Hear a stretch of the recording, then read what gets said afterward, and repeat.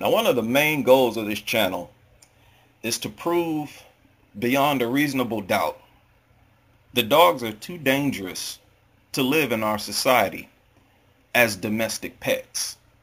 To live in our society, period. Domestic or stray.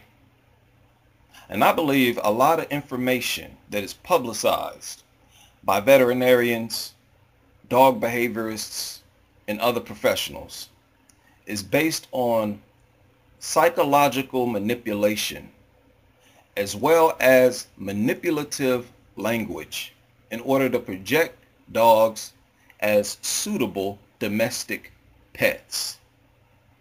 This may or may not be done consciously on the part of each veterinarian, because many educated people simply regurgitate the information they're presented with during their school years without questioning the information itself. They graduate and they're like robots without a mind of their own, even though they are well educated.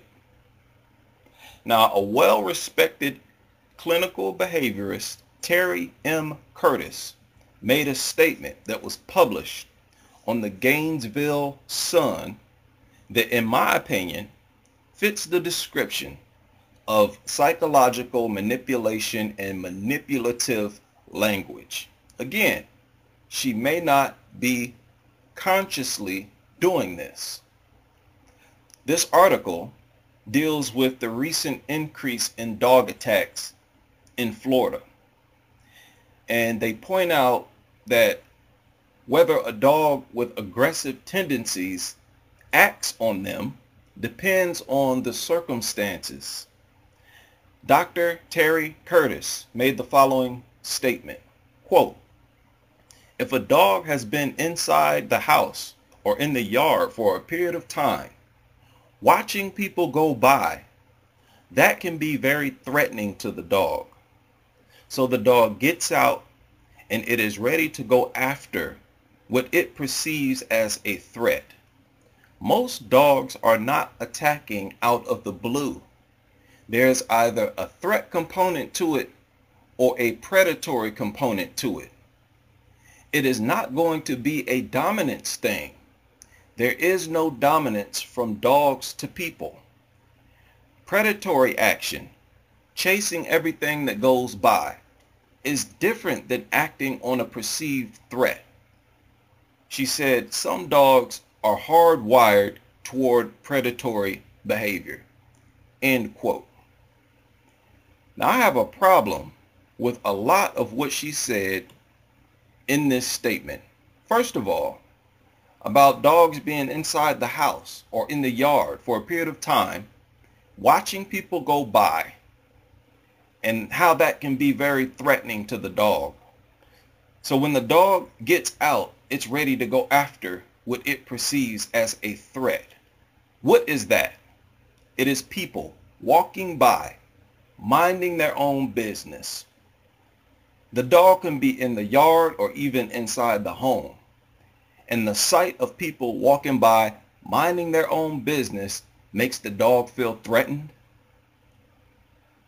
So when it breaks free from its owner's property, the first thing it wants to do is attack the people that it has been watching all day, walking by, minding their business. Dr. Curtis, I believe that this is an extremely unstable and unacceptable behavior, especially when we are talking about dangerous, deadly predators that usually attack children. What does the dog expect other living entities to do? Stand still?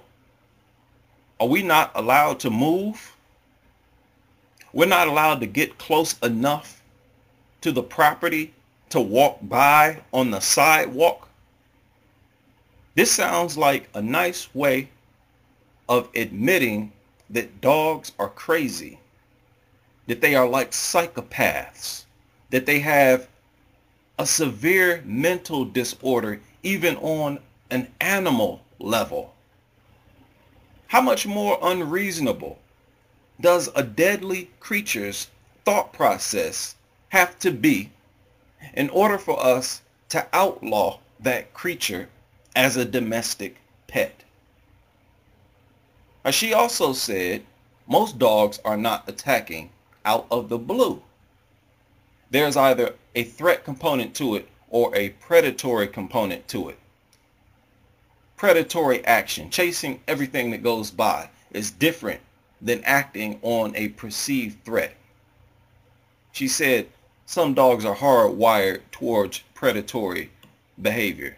Dr. Curtis, if people are getting attacked by dogs for simply walking by, minding their own business, then yes, they are getting attacked out of the blue. You mentioned that the dog is attacking people because of a threat component, a perceived threat in the mind of the dog. But the dog is interpreting non-threatening behavior as threatening. People who are not even looking at the damn thing. Pardon me, I want to keep this PG-13 because I want professionals to respond to me. And I want to give them a professional format to respond to. So this is out of the blue. People walking by minding their own business cannot be considered a threat. I don't care what kind of standard that the dog has in its head of what is or is not threatening, because they are not human. This is our territory. The dog either has to adapt to our territory and our behavior or get out of our territory. We as humans mind our own business. We as humans, we walk down sidewalks. We move. We ride bikes. We jog. If our way of life is seen as a threat by a deadly creature with an extremely paranoid mentality, then that creature should not be in our territory. Now, you also mentioned a predatory component, chasing everything that goes by. You cannot tell me that this is not an attack out of the blue. It's attacking me because I'm moving, riding a bike, jogging, or walking. What type of logic tells me that I'm not being attacked out of the blue? We're talking about a creature that is abnormally full of anxiety, fear, and paranoia, that feels threatened by the people that it decides to look at walking by. Nobody's forcing a dog to look out the window of a house. If a dog is inside the home, why would it feel threatened? Cats sit on the window sills, watching people walk by all day, seemingly enjoying the scenery. What is the problem with the dog? Sounds like people are bending over backwards, looking for a way to excuse dog attacks. And when a creature like this usually attacks children, there is no doubt that it should be illegal to own them. I personally don't see any argument. If dogs are hardwired toward predatory behavior and they are also dangerous, then it does not belong in human territory, especially as pets, especially when kids are their favorite targets. Now, Dr. Curtis, I'm going to hold you to the standard of your own veterinarian's oath, which instructs you to use your scientific knowledge and skills for the benefit of society, to protect the health of the public and environment. In my opinion, your statement that was put into the Gainesville Sun goes directly against the veterinarian's oath.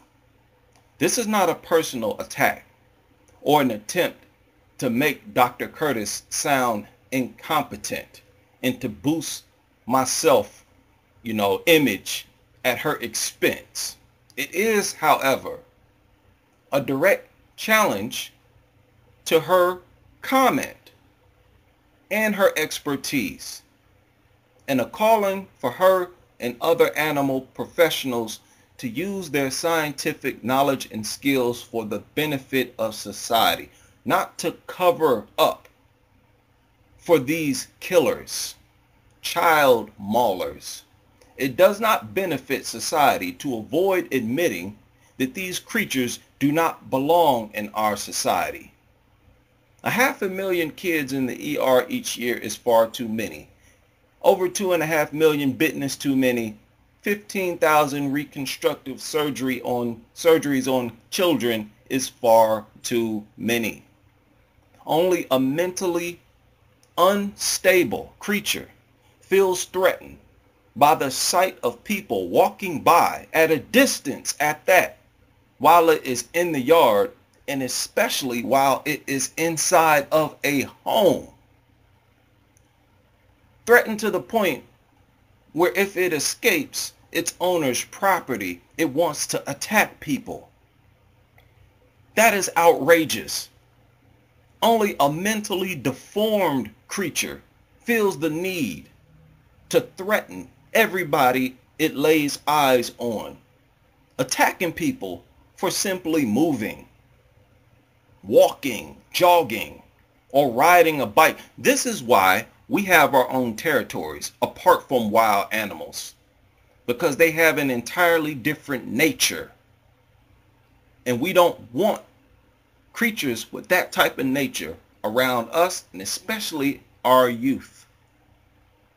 Now, cats are predators as well, but you don't see cats chasing joggers, hissing at random people, attacking random people. Even for animals, this is an abnormal level of anxiety and fear that these dogs have, which is why I personally believe this stems from the fact that dogs are not natural animals. They are man-made mutants that, unlike real animals, have a litany of proven degenerate mutations that I believe are also accompanied by behavioral mutations.